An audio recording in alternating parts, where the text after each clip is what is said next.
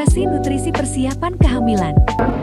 Nah, pasti teman-teman pada bertanya-tanya kan, apa sih nutrisi persiapan kehamilan itu?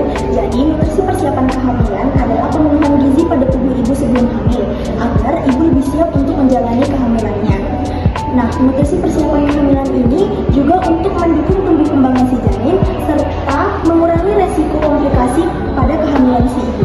Idealnya, nutrisi persiapan kehamilan ini dapat dimulai dari minimal 3 bulan sebelum hamil. Tujuan nutrisi persiapan kehamilan yang pertama yaitu untuk meningkatkan pengetahuan ibu tentang pentingnya pemenuhan gizi sebelum hamil. Yang kedua, untuk mempersiapkan tubuh ibu agar lebih sehat dan juga ibu lebih siap hamil. Yang ketiga, untuk mencegah kekurangan zat gizi pada si ibu serta si janin. Yang keempat, untuk menurunkan resiko anemia pada si ibu, BDLR pada si janin atau berat badan lahir rendah, dan juga untuk menurunkan resiko cacat lahir pada si janin. Dan yang kelima yaitu untuk membiasakan ibu memakan makanan yang sehat maupun itu sebelum kehamilan ataupun selama kehamilan. Gizi seimbang sebelum hamil. Seperti yang kita ketahui, gizi seimbang adalah mengonsumsi makanan dengan jenis dan jumlah yang sesuai dengan kebutuhan tubuh kita. Porsi setiap kali makannya itu 1/2 terdiri dari buah dan sayur, 1/4 piring terdiri dari nasi, kentang, ubi.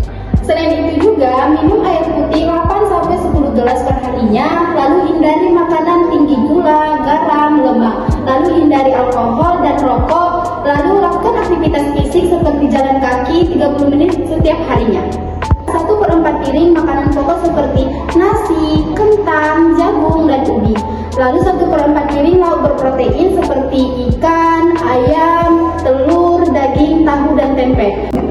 Zat gizi penting sebelum hamil yang pertama ada asam folat. Fungsinya membantu pembentukan sel-sel baru, mencegah cacat tabung saraf pada janin, serta mendukung pembentukan otak dan sumsum tulang belakang bayi.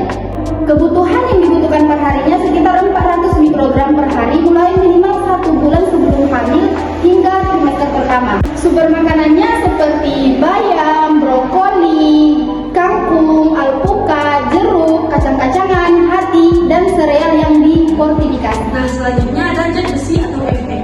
Nah, fungsi zat besi ini membentuk hemoglobin, mencegah anemia, dan membantu mengangkat oksigen ke seluruh tubuh. Nah, dampak kekurangannya apa sih? Dampaknya itu mudah lelah, pusing, risiko bayi lahir prematur, berat badan lahir rendah. Nah, tentu zat besi ini dapat juga dari sumber makanan seperti daging merah, hati, ayam, ikan, telur, ayam, tempe, dan kacang hijau. Nah, konsumsi makan ini bersama buah yang mengandung vitamin C agar penyerapannya lebih baik. Nah, selanjutnya di sini ada kalsium. Nah, fungsi kalsium ini membentuk tulang dan gigi janin, membantu kesehatan tulang ibu, dan mendukung kerja otak dan saraf. Nah, kebutuhan kalsium ini dibutuhkan sekitar 1000 mg per hari. Nah, kalsium ini dapat dari sumber makanan seperti susu, keju, yogurt, ikan teri, ikan sarden, tahu, brokoli, dan sayur hijau. Nah, selanjutnya di sini saya akan menjelaskan berat badan ideal sebelum hamil. Nah, berat badan sebelum hamil ini juga dapat mempengaruhi kesehatan ibu dan janin. Nah, ada IMT yaitu indeks massa tubuh. Rumusnya itu berat badan dibagi dengan tinggi badan.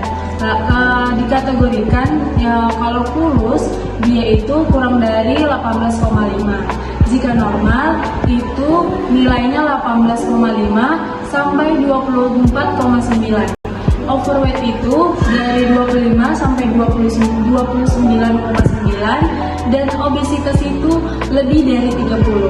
Nah, resiko jika terlalu kurus pada sebelum kehamilan itu ada sulit hamil, bayinya BBLR, yaitu bayi berat badan rendah, dan persalinan prematur. Nah, ada juga resiko jika terlalu gemuk sebelum hamil itu ada diabetes gastroneonatal, ada hipertensi, preeklamsia, dan bayinya besar serta persalinannya sesat. Selanjutnya di sini juga saya akan menjelaskan ada pola makan sehat dalam keseharian.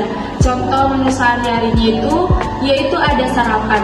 Nah, sarapan ini kita bisa mengonsumsi seperti nasi atau roti gandum, telur rebus, sayur, dan susu rendah lemak.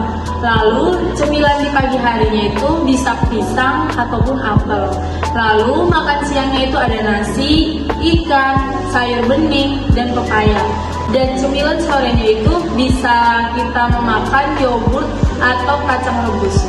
Nah, dan yang terakhir ada makan malamnya itu kita ada makan nasi secukupnya, tempe atau ayam, tumis sayuran, dan minum air putih yang cukup sepanjang hari. Baik, selanjutnya ada pesan penting untuk si calon ibu. Yang pertama itu mulailah mengkonsumsi makanan bergizi sebelum hamil.